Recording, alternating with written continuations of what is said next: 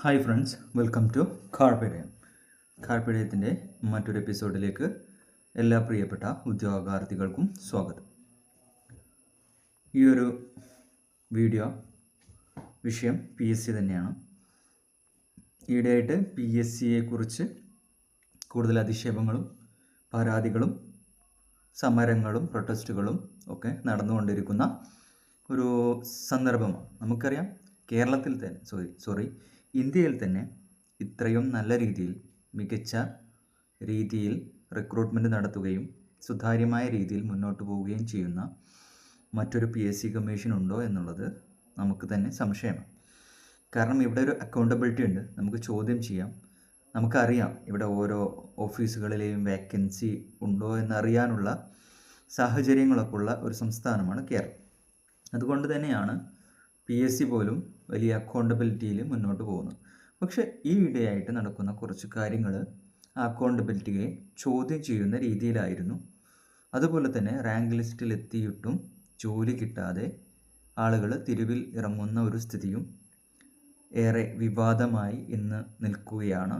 എനിക്ക് തോന്നുന്നു നിലവിലെ സർക്കാരിനെ മുൾമുനയിൽ നിർത്തുന്ന തരം ഒരു വലിയ വെല്ലുവിളി ആയിട്ട് മാറാൻ പോവുകയാണ് ഈ ഒരു വിഷയം. കാരണം ഈ രീതിയിൽ ഓരോ ലിസ്റ്റിലെ ആളുകളും നാളെ സമരത്തിനിറങ്ങിക്കഴിഞ്ഞാൽ സർക്കാരിൻ്റെ ദൈനംദിന പ്രവർത്തനങ്ങളെ അത് വളരെ നെഗറ്റീവായിട്ട് ബാധിക്കാൻ പോകുന്നൊരു വിഷയമാണ്. നമുക്കറിയാം, കേരളത്തിലെ യുവാക്കളിൽ ഒരു 50% മുകളിലും ഈ PSCയെ ആശ്രയിച്ച് ജീവിക്കുന്നവരാണ്, PSCക്ക് വേണ്ടിയിരിക്കുന്നവരാണ്. PSC ജോലി സ്വപ്നം കണ്ടാണ് അവർ പിച്ച് വെച്ച് തുടങ്ങുന്നത്.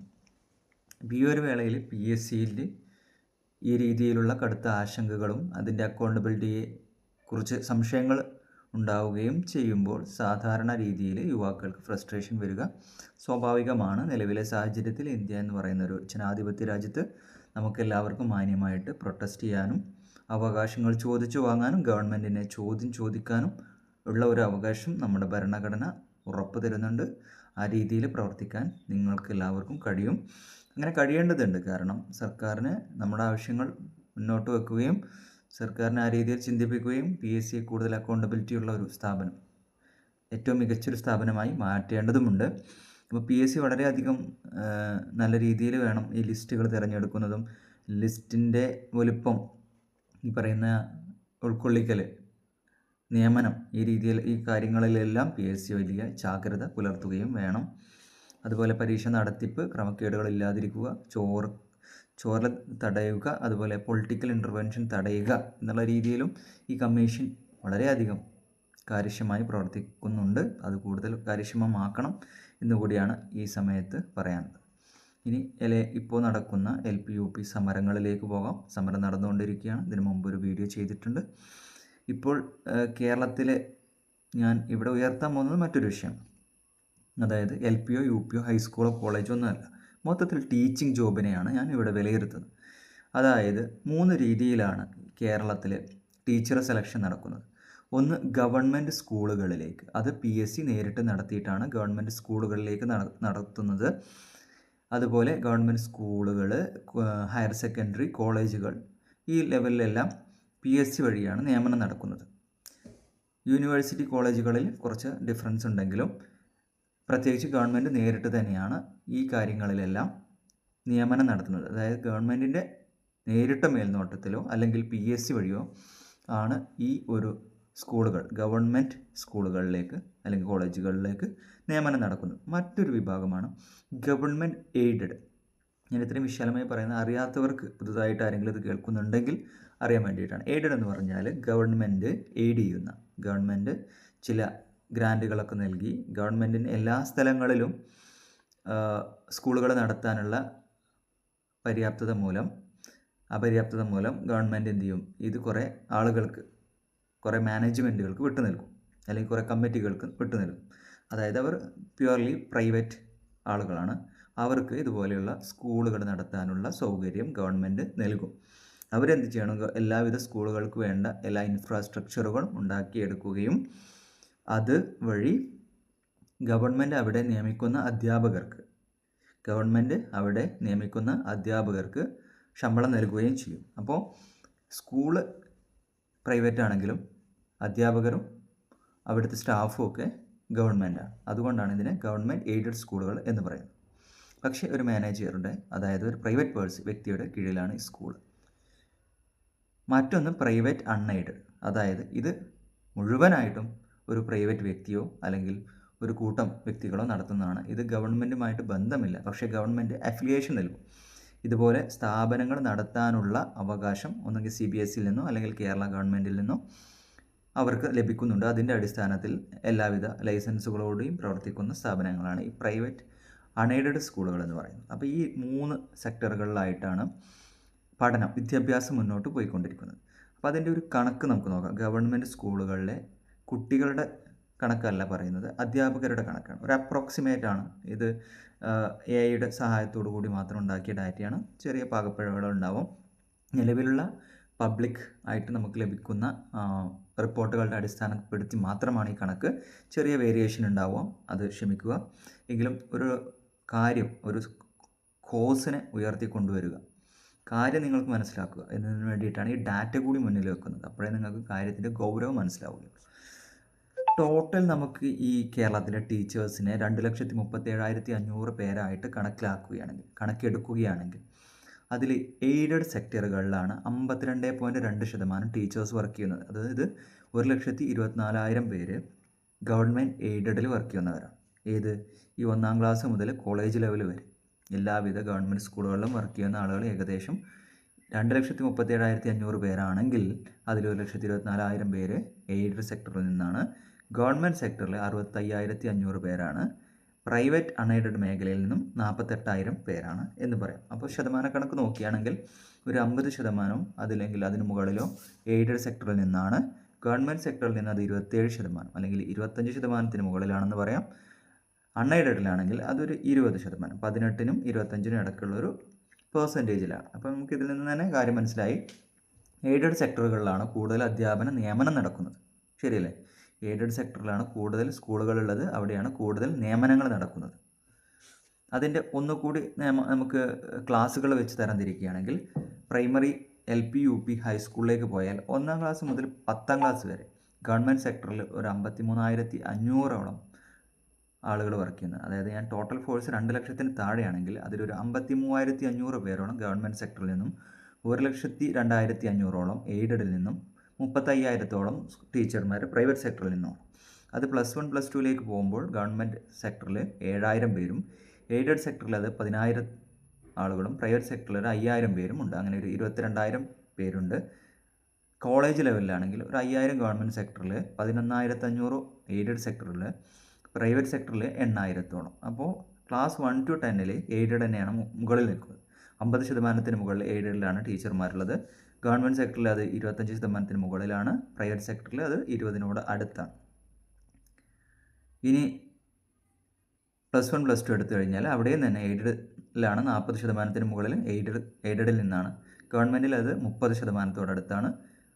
ഹയർ സെക്കൻഡറിയിൽ പ്രൈവറ്റ് മേഖലയിൽ നിന്ന് അത് 20%-ഓടടുത്താണ്.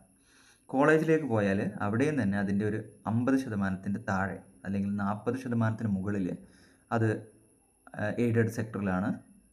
പ്രൈവറ്റ് സെക്ടറിലേക്ക് വരുമ്പോൾ അത് കുറച്ചുകൂടി ഗവൺമെൻറ്റിൻ്റെയും മുകളിൽ വരുന്നുണ്ട്. അവിടെ ഒരു 30%-നടുത്ത് പ്രൈവറ്റ് മേഖലയിലാണ് കോളേജ് അധ്യാപകരുള്ളത്. എന്നാൽ ഗവൺമെൻറ്റിൽ 20%-ഓടടുത്ത് മാത്രമാണ് ഉള്ളത്. മൊത്തം നോക്കിയാൽ നേരത്തെ പറഞ്ഞതുപോലെ തന്നെ എയ്ഡഡിലാണ് 50%-നോടടുത്ത്, ഗവൺമെൻറ്റിൽ 25%-ന് മുകളിലാണുള്ളത്, പ്രൈവറ്റിൽ 20%-ഓടടുത്താണ്. അപ്പോൾ ഇതാണ് നമ്മുടെ ഡാറ്റ. ഈ ഡാറ്റ വെച്ച് നമ്മൾ കാര്യങ്ങൾ പറയുകയാണെങ്കിൽ ഏറ്റവും കൂടുതൽ വർക്ക് ഫോഴ്സ് ഉള്ളത് എയ്ഡഡ് മേഖലയിലാണ്. ഈ കാര്യം അടിവരയിട്ട് പറയാൻ വേണ്ടി മാത്രമാണ് ഞാൻ ഇത്രയും ഡാറ്റ അവതരിപ്പിച്ചത്. 1,00,000-ന് മുകളിലുള്ള അധ്യാപകർ ഇന്ന് നിലനിൽക്കുന്നത് എയ്ഡഡ് മേഖലയിലാണ്. ഈ എയ്ഡഡ് മേഖലകൾക്ക് ശമ്പളം നൽകുന്നത് നമ്മുടെ ഗവൺമെൻറ്റാണ്. പക്ഷെ എൻ്റെ ചോദ്യം എന്താണെന്ന് വെച്ചാൽ ഈ എയ്ഡഡ് മേഖലയിലെ അധ്യാപകരെ ആരാണ് നിയമിക്കുന്നത്? ഈ ഇന്ത്യ മഹാരാജ്യത്ത് നമുക്കറിയാം, ഇപ്പം LDC എന്ന് പറയുന്ന ഒരു പോസ്റ്റിലേക്ക് നിയമിക്കാനുള്ള ക്വാളിഫിക്കേഷൻ എന്ന് പറയുന്നത് കേരളത്തിലത് 10ാം ക്ലാസ്സും ഇന്ത്യയിലത് +2 ആണ്. അപ്പോൾ ഇന്ത്യയിൽ 10ാം ക്ലാസ്സും +2 ഉള്ള ഏതൊരാൾക്കും LDC ആവാൻ കഴിയുമോ? ഇല്ല. കാരണം എന്താ? അവിടെ ഒരു PSC എക്സാം എന്നൊരു വലിയൊരു കടമ്പയുണ്ട്. ഈ കടമ്പയാണ് അവരെ LDC ആവണോ വേണ്ടയോ എന്ന് തീരുമാനിക്കും. ഇന്ത്യ മഹാരാജ്യത്ത് LDC ആവാൻ യോഗ്യരായ 10ാം ക്ലാസ്സും പ്ലസ് ടു വെച്ച് LDC യോഗ്യരാവാൻ കഴിയാവുന്ന ആളുകൾ 80% ഉണ്ടെങ്കിൽ അതിൽ 10% ആളുകൾ മാത്രമാണ് LDC എന്ന പോസ്റ്റിലേക്ക് യോഗ്യത നേടുകയുള്ളൂ. അപ്പോൾ അവിടെ യോഗ്യത നിർണ്ണയിക്കുന്ന ഒരു എക്സാം ഉണ്ട് അവിടെ. ആ എക്സാം കടന്നു കയറുക എന്ന് പറയുന്നത് എളുപ്പമല്ല. അവിടെയാണ് ഫിൽട്രേഷൻ നടക്കുന്നത്. ഏറ്റവും നല്ല ആളുകളെ, ഈ 80% ആളുകളിൽ നിന്നും ഏറ്റവും നല്ല ആളുകളെ ഫിൽട്ടർ ചെയ്ത് 50%ആക്കി 30%ആക്കി 10%ത്തിലേക്ക് കൊണ്ടുവന്നിട്ടാണ് ജോലിയിൽ പ്രവേശിപ്പിക്കുന്നത്. പക്ഷേ ഈ എയ്ഡഡ് സെക്ടറിൽ എന്താണ് നടക്കുന്നത്? എയ്ഡഡ് അധ്യാപക നിയമനത്തിൽ എന്താണ് നടക്കുന്നത്? അവിടെ നേരിട്ട് ഈ മാനേജ്മെൻറ്റാണ് തിരഞ്ഞെടുക്കുന്നത്. ശുപാർശ വഴിയും അവർക്ക് ഇഷ്ടപ്പെട്ട ആളുകളെയും അല്ലെങ്കിൽ പണം വാങ്ങിയും ആണ് ഈ സ്കൂളുകളിൽ അധ്യാപകരെ നിയമിക്കുന്നത്. അല്ലാതെ ഏത് പൊതുപരീക്ഷ എഴുതി. അപ്പോൾ അവിടെ പറയുന്നൊരു ന്യായം, അവർ ക്വാളിഫിക്കേഷൻ ഉള്ളവരാണ്. എന്ത് ക്വാളിഫിക്കേഷൻ? ഈ പറയുന്ന 10th +2 TTC അല്ലെങ്കിൽ B.Ed, ഇതാണ് ക്വാളിഫിക്കേഷൻ. ഇതാണ് ഞാൻ LDCയുടെ കാര്യത്തിൽ പറഞ്ഞത്. ഈ ഇന്ത്യ മഹാരാജ്യത്തെ 80% ആളുകളും LDC ആവാൻ ക്വാളിഫൈഡ് ആണെങ്കിൽ, അല്ലെങ്കിൽ 60%-ന് മുകളിൽ ഇന്ത്യയിൽ എന്തായാലും കേരളത്തിൽ എന്തായാലും ഒരു 80%-ഓളം ആളുകൾ 10th +2 പാസ്സായവരായിരിക്കും ഇപ്പോൾ യുവാക്കൾ. അപ്പോൾ അവരെല്ലാം യോഗ്യരാണ് LDC ആവാൻ. അപ്പോൾ ഒരു സ്ഥാപനം തീരുമാനിക്കുകയാണ്, ഒരു ഗവൺമെൻറ് സ്ഥാപനം, അവർക്ക് ഇഷ്ടമല്ല ആളുകളെ കയറ്റുക. അതാണ് നടക്കേണ്ടത്? അല്ല. ഇവിടെ നഷ്ടപ്പെട്ടു പോകുന്ന അവിടെ ഒരു ഫിൽട്രേഷൻ എന്ന് പറയുന്ന സംഭവം നടക്കുന്നത് എന്തിൻ്റെ പേരിലാണ്? അവർക്ക് ഇഷ്ടപ്പെട്ട ആളുകൾ, അല്ലെങ്കിൽ അവർ ശുപാർശ കത്തുമായി വരിക. ഈ ഫിൽട്രേഷൻ, 2 ഫിൽട്രേഷൻ നടന്നു. മറ്റൊന്ന് പണം. 3 ഫിൽട്രേഷനാണ് ഇവിടെ നടക്കുന്നത് എയ്ഡഡ് സ്കൂളുകളിൽ. 1 ശുപാർശ കത്ത്, 2 മാനേജ്മെൻറ്റിന് ഇഷ്ടമുള്ള ആളുകൾ, 3 പണം. ഈ 3 ഫിൽട്രേഷനിലൂടെ കടന്നു വന്ന് മാത്രമാണ് ഇവരിവിടെ യോഗ്യത നേടുന്നത്. അപ്പോൾ ഇവർക്ക് സാധാരണ എല്ലാവർക്കുമുള്ള യോഗ്യതയിൽ നിന്നും കൂടുതലായിട്ടുള്ളത് 3 കാര്യങ്ങളാണ്. ഒന്നുകിൽ 3-ൽ ഏതെങ്കിലും ഒന്ന് കാര്യമാണ്, അല്ലെങ്കിൽ 3-ൽ 2, അല്ലെങ്കിൽ 3-3. ഈ ഇതിലേതെങ്കിലും ഒന്നാണ്. ആ ക്രൈറ്റീരിയ ഒന്നെങ്കിൽ ശുപാർശ കത്ത് മന്ത്രിമാരുടെയോ MLA-മാരുടെയോ അല്ലെങ്കിൽ മറ്റുള്ള സംഘടനാ നേതാക്കളുടെയോ ഈ പറയുന്ന പ്രൊമോഷൻ കത്ത്. രണ്ടാമത്തെ യോഗ്യത എന്ന് പറയുന്നത് ഒന്നുകിൽ ഈ മാനേജ്മെൻറ്റുമായി അടുത്ത ആൾ, അല്ലെങ്കിൽ അവരുടെ കുടുംബക്കാർ, അല്ലെങ്കിൽ റിലേറ്റീവ്സ്, മകന് മകള്. ഇതാണ് രണ്ടാമത്തെ ക്രൈറ്റീരിയ. മൂന്നാമത്തെ ക്രൈറ്റീരിയ പണം, തലവരിപ്പണം. പണം കൊടുക്കുക. ഏറ്റവും കൂടുതൽ പണം കൊടുക്കാൻ കഴിവുള്ളവർക്ക് ഇതിൽ കയറാം. ഇത് നഗ്നമായ സത്യമാണ്. പണം വാങ്ങാൻ പാടില്ല. പക്ഷേ പണം വാങ്ങും. ഒന്നുകിൽ ട്രസ്റ്റിൻ്റെ പേരിൽ, അല്ലെങ്കിൽ സ്കൂളിന് ആവശ്യമായ ഫണ്ടിങ് എന്നുള്ള രീതിയിൽ ഈ പണം വാങ്ങി അത് മാനേജ്മെൻറ്റ് എടുക്കും. ശരിയാണ്, മാനേജ്മെൻറ്റ് ആ സ്കൂളിൻ്റെ ഡെവലപ്മെൻറ്റ് ഇത് ഉപയോഗിക്കേണ്ടി വരുന്നുണ്ട്. പക്ഷേ അതിനെന്ത് മാനദണ്ഡമാണുള്ളത്? ഏറ്റവും കൂടുതൽ പണം വാങ്ങുന്ന ആളുകളെ സ്കൂളിൻ്റെ ഡെവലപ്മെൻറ്റിന് വേണ്ടിയിട്ട് ഏറ്റവും മോശപ്പെട്ട ഒരാളെ ഏറ്റവും കൂടുതൽ പണം നൽകുന്ന ഒരാളായിട്ട് നിയമിക്കുമ്പോൾ അവിടെ ചോദ്യം ചെയ്യപ്പെടുന്ന മറ്റു പല സംഗതികളുണ്ട്. അങ്ങനെ വിദ്യാഭ്യാസ സ്ഥാപനം, മാനേജ്മെൻറ്റ് നടത്തുന്ന ഒരു വിദ്യാഭ്യാസ സ്ഥാപനം മുന്നോട്ട് കൊണ്ടുപോകാൻ പ്രശ്നമാണെങ്കിൽ അത് ഗവൺമെൻറ്റിനെ അറിയിക്കണം. കൂടുതൽ ഗ്രാൻറ്റ് വാങ്ങിയെടുക്കണം.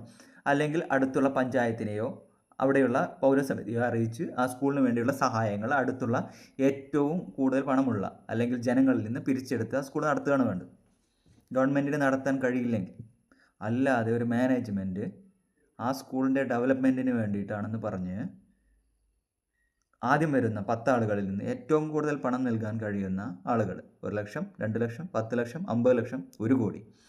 ലേലം വിളിയാണ് വിദ്യാഭ്യാസത്തിൽ നടന്നുകൊണ്ടിരിക്കുന്ന ഒരു ജോലിക്ക്.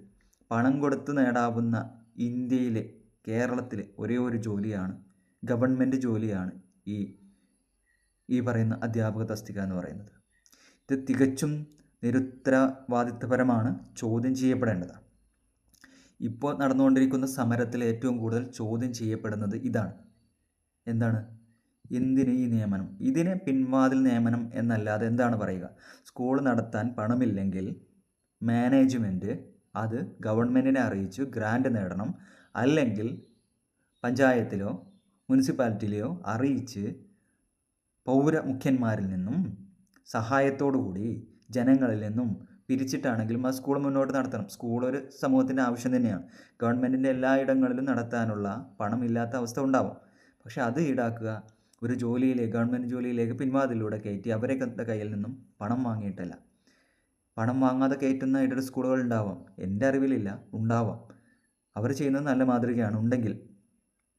അപ്പോൾ ഇതുപോലെ ഗവൺമെൻറ്റിന് ഈ പറയുന്ന എൻ്റെ കണക്ക് പ്രകാരം 1,24,000 പേർക്ക് ശമ്പളം കൊടുക്കാനുണ്ട് PSC എഴുതാതെ പണം കൊടുത്ത് നൽകിയ കയറിയവർക്ക്. എന്നാൽ ഈ 65,000 പേർക്കോ അല്ലെങ്കിൽ PSCയുടെ ലിസ്റ്റിന് ഇപ്പോൾ പുറത്ത് നിൽക്കുന്ന 2,000-ഓ 3,000-ഓ പേർക്ക് പൈസ ഇല്ല എന്ന് പറയുന്നത് തികച്ചും മാന്യതയില്ലാത്തൊരു പ്രവർത്തനമാണ്. അപ്പോൾ ഗവൺമെൻറ് ഈ ഒരു കാര്യത്തെ വളരെ ഗൗരവമായിട്ട് എടുക്കേണ്ടതുണ്ട്.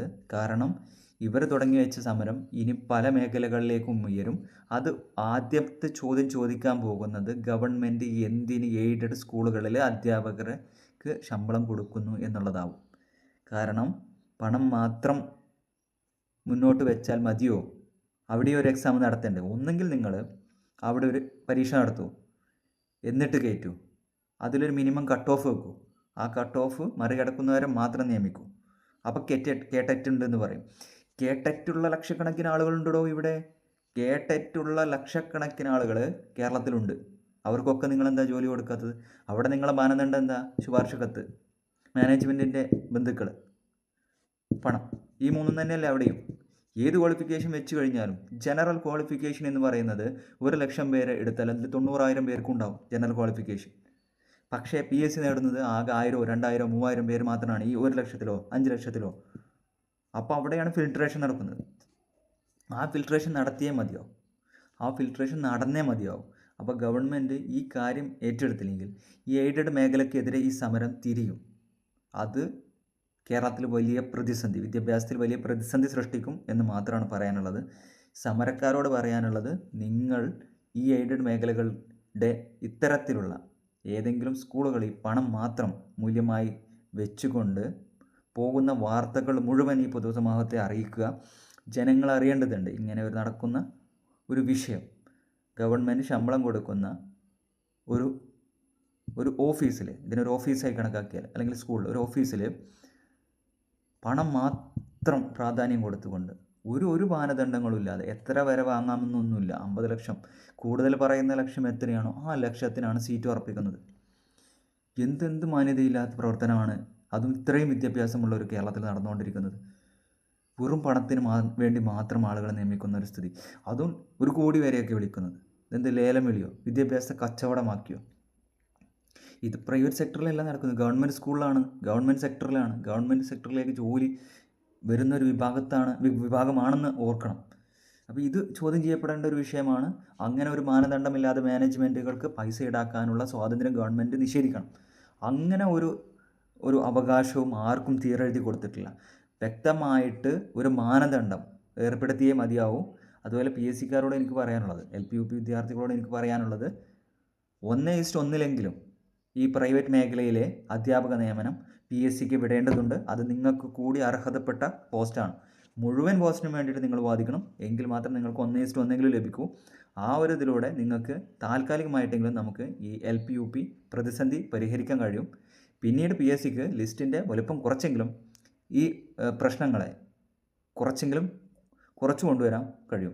ഗവൺമെൻറ്റിനോട് പറയാനുള്ളത്, ഗവൺമെൻറ് സ്കൂളുകളിലെ വിദ്യാർത്ഥികൾ കുറഞ്ഞുകൊണ്ടിരിക്കുകയാണ്. അതിനൊരു കാരണം പോപ്പുലേഷൻ കുറയുകയാണ്. പക്ഷേ എന്നിട്ടും ഈ പറയുന്ന എയ്ഡഡ് മേഖലയിലും പ്രൈവറ്റ് മേഖലയിലും കുട്ടികളുണ്ടെങ്കിൽ അതിനുള്ള കാരണങ്ങൾ കൃത്യമായിട്ട് പഠിച്ച് റിപ്പോർട്ട് അവതരിപ്പിച്ച് അതിന് വേണ്ട കാര്യങ്ങൾ ചെയ്തേ പറ്റൂ. അല്ലെങ്കിൽ പബ്ലിക് സെക്ടറിലെ സ്കൂളുകൾ തകർന്നു പോകും. സ്കൂളുകൾ അടക്കും. ഈ സ്കൂൾ അടക്കുന്നത് പൗരന്മാരുടെ മനസ്സിൽ ഗവൺമെൻറ്റിനോടുള്ള ഒരു നെഗറ്റീവ് ചിന്തയാണ് ഉണ്ടാകുക. കാരണം ഗവൺമെൻറ്റിന് നേരെ നടത്താൻ കഴിയാത്തത് കൊണ്ട് ഒരു സ്ഥാപനം അടക്കുക എന്നുള്ള രീതിയിൽ മാത്രമാണ് ഇതിനെ കണക്കാക്കാൻ പോവുക.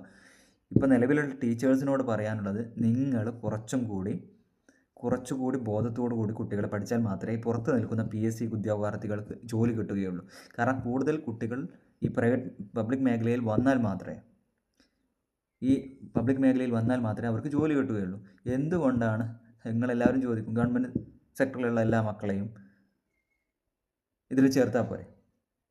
അങ്ങനെ ഗവൺമെൻറ്റിൻ്റെ ആനുകൂല്യങ്ങൾ നമ്മൾ പലതും പറ്റുന്നുണ്ട്. ഗവൺമെൻറ്റിൻ്റെ എന്തെങ്കിലും ആനുകൂല്യം പറ്റുന്നവരെല്ലാം അവരുടെ മക്കളെ സ്കൂളിൽ ചേർക്കണം. എന്തിന് ഗവൺമെൻറ് ജോലിക്കാർ മാത്രം? അവർ പരീക്ഷ എഴുതിയതാ. ഈ പരീക്ഷ എന്ന് പറയുന്നത് എല്ലാവർക്കും ഓപ്പണാണ്. ഇപ്പം നിലവിൽ പ്രവർത്തിക്കുന്ന ഏത് ജോലിയിലും പ്രവർത്തിക്കുന്ന ആർക്കും എഴുതി കയറാൻ പറ്റുന്ന പരീക്ഷകളാണ് ഇവിടെ ഗവൺമെൻറ് PSCയിലൂടെ നടത്തുന്നത്. അത് ഇന്ത്യ ഗവൺമെൻറ്റിലാണെങ്കിലും കേരളത്തിലാണെങ്കിലും അത് ആർക്കും നേടാം.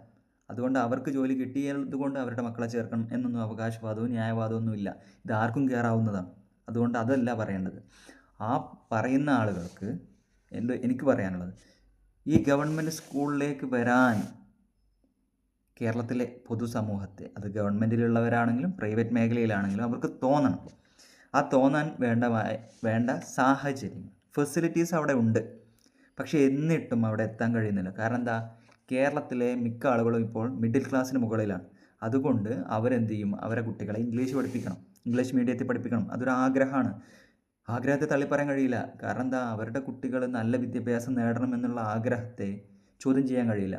ഗവൺമെൻറ് സ്കൂളിലെ അധ്യാപകൻ്റെ മകനായി എന്നുള്ളത് കൊണ്ട് ആ മകന്, ആ കുട്ടി എന്ന് പറയുന്ന പൗരന് ഇംഗ്ലീഷ് വിദ്യാഭ്യാസവും മികച്ച വിദ്യാഭ്യാസവും നിഷേധിക്കാൻ എന്താ അവകാശമുള്ളത്? അത് അയാളുടെ അവകാശമാണ്, കുട്ടിയുടെ അവകാശമാണ്, രക്ഷിതാവിൻ്റെ അവകാശമല്ല. അപ്പോൾ ആ കുട്ടിക്ക് നല്ല വിദ്യാഭ്യാസം ലഭിക്കണം. അപ്പോൾ കേരളത്തിലെ എല്ലാ സ്കൂളുകളിലും ഇംഗ്ലീഷ് മീഡിയങ്ങൾ തുടങ്ങണം. ഉണ്ട്, പലയിടത്തും ഉണ്ട്, പലയിടത്തും ഇല്ലാത്തതുമുണ്ട്. പക്ഷേ ആ ഇംഗ്ലീഷ് മീഡിയത്തിലൊക്കെ മംഗ്ലീഷാണ് നടക്കുന്നത്. വളരെ നല്ല മികച്ച രീതിയിൽ ഇംഗ്ലീഷ് വിദ്യാഭ്യാസം നൽകുന്നത് CBSE സ്കൂളുകൾ മാത്രമാണ്, അല്ലെങ്കിൽ ഇവിടുത്തെ ഇംഗ്ലീഷ് മീഡിയം സ്കൂളുകൾ മാത്രമാണ്. അതാണ് രക്ഷിതാക്കളെ അങ്ങോട്ട് വലിക്കുന്നത്. അപ്പോൾ ആ നില മാറിയിട്ട് സ്കൂളുകളിൽ 2 വിഷയത്തിലും, മലയാളം പഠിക്കാൻ ആഗ്രഹിക്കുന്നവർക്ക് മലയാളത്തിലും ഇംഗ്ലീഷിൽ പഠിക്കാൻ ആഗ്രഹിക്കുന്നവർക്ക് ഇംഗ്ലീഷും എന്നുള്ള 2 രീതിയിലും വിദ്യാഭ്യാസം മുന്നോട്ട് കൊണ്ടുപോകണം. ഇവിടെ ഗവൺമെൻറ് വിചാരിക്കുന്നത് ഇംഗ്ലീഷ് വിദ്യാഭ്യാസം ഇട്ട് കഴിഞ്ഞാൽ മലയാള വിദ്യാഭ്യാസം തകരുമെന്നാണ്. അല്ലെങ്കിലും ഈ സ്കൂളുകൾ തകരും. ഈ രീതിയിൽ വിദ്യാർത്ഥികൾ കൊഴിഞ്ഞു പോയാൽ മലയാള വിദ്യാഭ്യാസം എന്ന് മാത്രമല്ല പബ്ലിക് സ്കൂൾ തന്നെ അടച്ചുപൂട്ടും. അത് കഴിഞ്ഞാൽ എയ്ഡഡ് സ്കൂളുകൾ അടച്ചുപൂട്ടും. പിന്നെ പ്രൈവറ്റ് സ്കൂളുകൾ മാത്രമായിരിക്കും ഇവിടെ ഉണ്ടാകാൻ പോകുന്നത്. അവിടെ മാത്രമാണ് കുട്ടികൾ ഉണ്ടാവുക. കാരണം അവിടെ ഇംഗ്ലീഷ് വിദ്യാഭ്യാസം മികച്ച രീതിയിൽ കൊടുക്കുന്നുണ്ട്. അവിടുത്തെ ടീച്ചർമാർ ഓരോ ദിവസവും അവരുടെ വിദ്യാർത്ഥികളുമായി ബന്ധം സ്ഥാപിക്കുന്നുണ്ട്.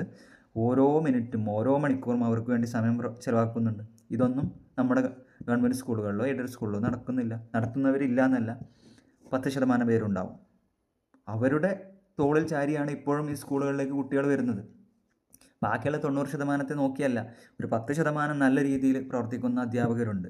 ഒരു സ്കൂളിൽ ഒരാളെങ്കിലും ഉണ്ടാവും അത്ര നല്ലൊരു അധ്യാപകൻ. ആ അധ്യാപകൻ്റെ പേരിലാണ് ഇപ്പോഴും കേരളത്തിലെ ജനങ്ങൾ ഇതുപോലെ വിദ്യാർത്ഥികളെ സ്കൂളിൽ ചേർക്കുന്നത്. അപ്പോൾ ഇതൊരു ബൃഹത്തായ പ്രശ്നമാണ്. ഇത് PSCയുടെ പ്രശ്നമോ അല്ലെങ്കിൽ ഗവൺമെൻറ്റിൻ്റെ പ്രശ്നമോ ഉദ്യോഗാർത്ഥികളുടെ പ്രശ്നമൊന്നുമല്ല. വിദ്യാഭ്യാസ സമൂഹം, കേരളത്തിൻ്റെ വിദ്യാഭ്യാസ മേഖല നേരിടുന്ന വലിയൊരു പ്രതിസന്ധിയാണ്. അതൊരു കേവലം PSC നിയമനവുമായി ബന്ധപ്പെട്ടതല്ല, എയ്ഡഡ് നിയമനവുമായി ബന്ധപ്പെട്ടതല്ല, കുട്ടികളുടെ കുറവ് കൊണ്ട് മാത്രം ബന്ധപ്പെട്ടതല്ല. വിദ്യാഭ്യാസ സിസ്റ്റം തന്നെ അടിമുടി അടിച്ച് പൊളിച്ച് വാർത്തെടുത്തില്ലെങ്കിൽ ഈ പബ്ലിക് വിദ്യാഭ്യാസ സെക്ടർ, എയ്ഡഡ് ആണെങ്കിലും ഗവൺമെൻറ് ആണെങ്കിലും തകരും എന്നുള്ളത് ഉറപ്പാണ്. ഗവൺമെൻറ് സ്കൂളുകളിൽ മികച്ച ഗവൺമെൻറ് സ്കൂളുകളാണ് നമുക്കുള്ളത്. അത് ഞാൻ പറയുന്നത് ഫെസിലിറ്റീസിലാണ്. അത് കരിക്കുലത്തിലും ടീച്ചേഴ്സ് ട്രെയിനിങ് നൽകണം.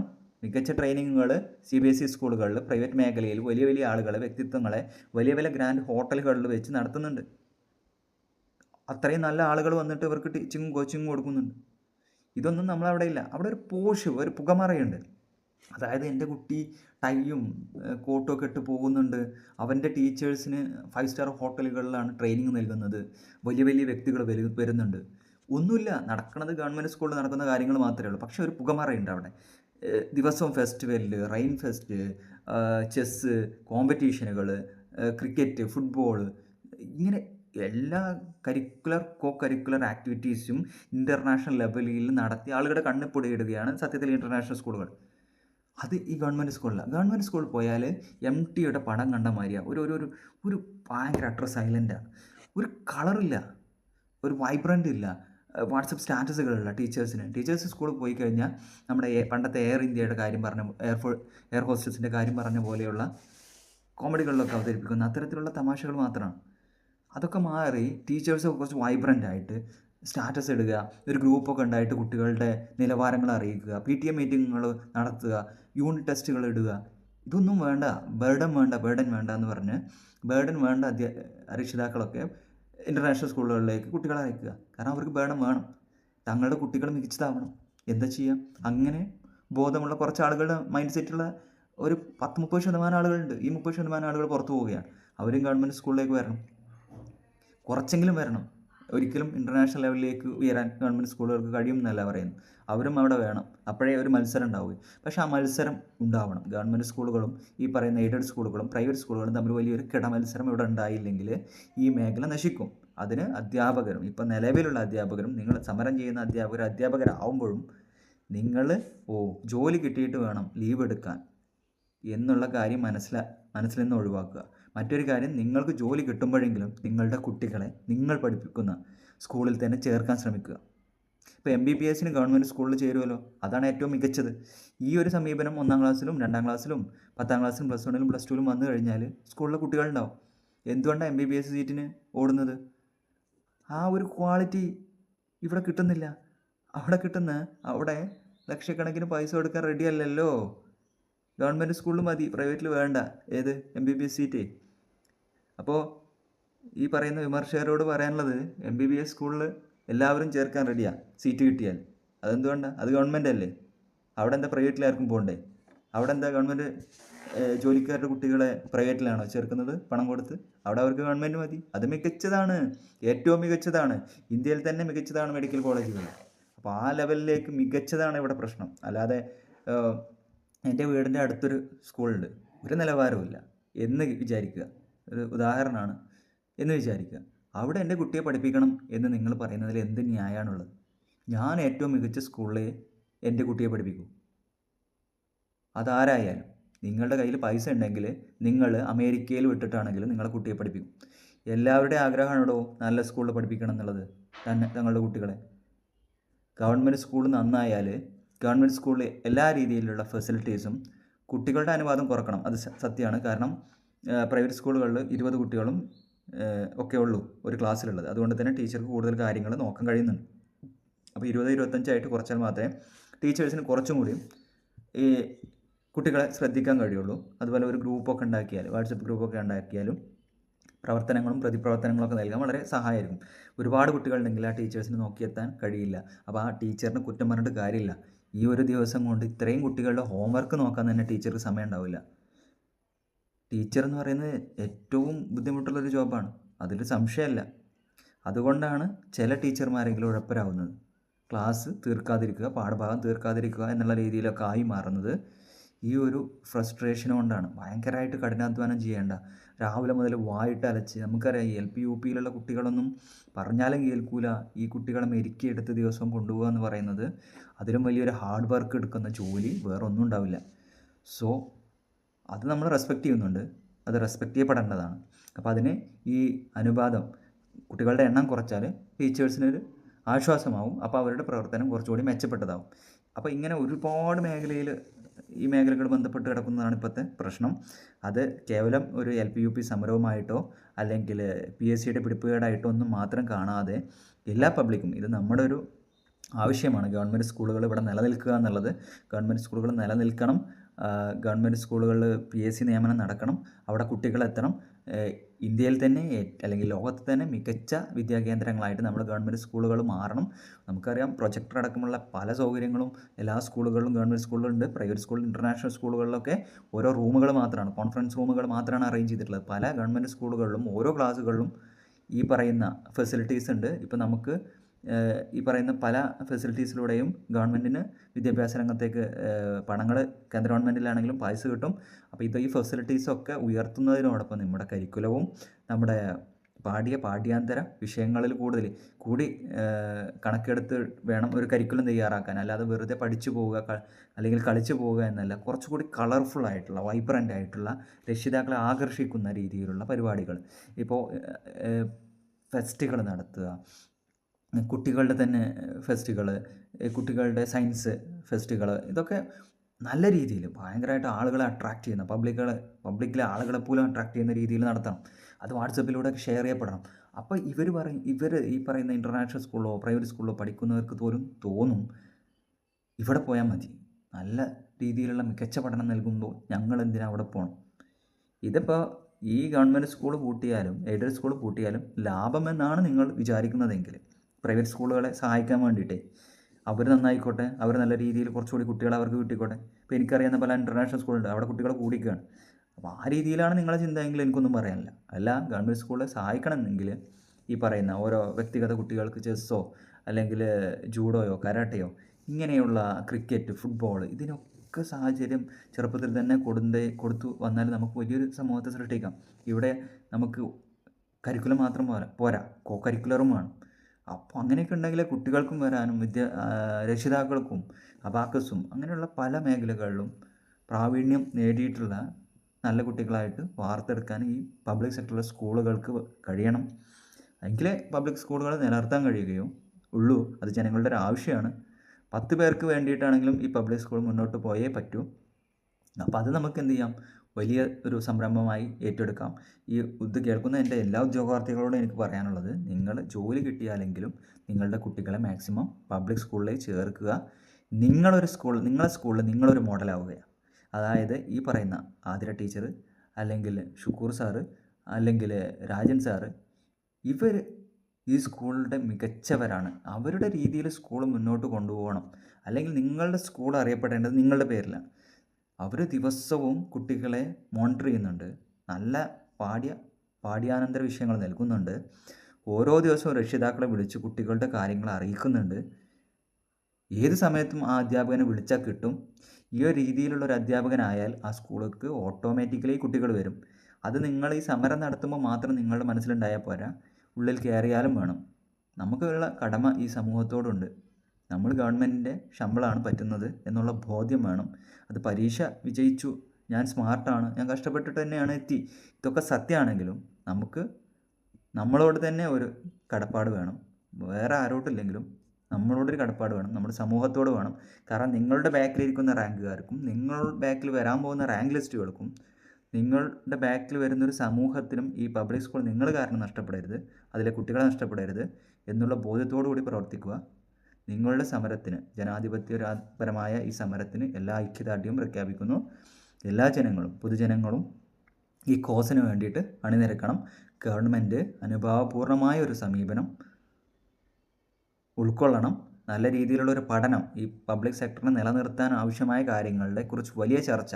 അത് കേവലം ചായയും ബിസ്ക്കറ്റും കഴിച്ച് പിരിയുന്ന സാധാരണ ഒരു ഗവൺമെൻറ് മീറ്റിംഗ് ആയി മാറാതെ ഗവൺമെൻറ്റിന് ഇത് ആവശ്യമാണ് എന്നുള്ള രീതിയിൽ ഗവൺമെൻറ് തന്നെ അതിൽ ഇടപെട്ടുകൊണ്ട് ഒരു ചർച്ച നടന്ന് വലിയ എഡ്യൂക്കേഷണലിസ്റ്റുകളെയൊക്കെ എത്തിച്ച് വലിയൊരു ചർച്ച നടത്തി തീരുമാനിക്കണം. അതിന് കൊല്ലങ്ങളൊന്നും ആവശ്യമില്ല.